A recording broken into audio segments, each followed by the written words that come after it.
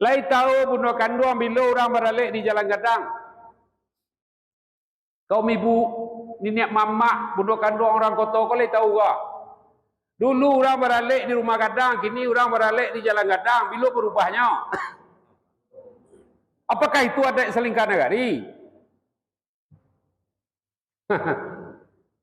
Kalau bahasa pektennya no.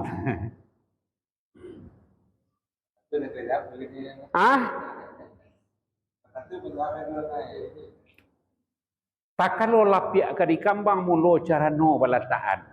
Mu pakai ni niat jo mamak sarato ayah jo bundo tando nyole ke di kako. Mako ba ia si rumah nang Gadang takana tabi di dindiang tabi suto penyariang lawah. Patirai balangi-langi tabantang lapiak permadani bagambar singo makan urang talelo kain jajakan tatagak marawasirah. Tonggak bapalui cindai kunyang disudui talatak pelaminan diapik banta suok kida banta Gadang orang namokan. Basuji jawanang ameh beturau jawanang makau pucuk paku galong-galongan aka cino jangkau-jangkauan. Camin kaciak bintang tatabua maratuih camin di tapinyo di tengah bacamin bule. Pancali adat je pusako itu menjadi kepasaran pakaian rumah tu namanya.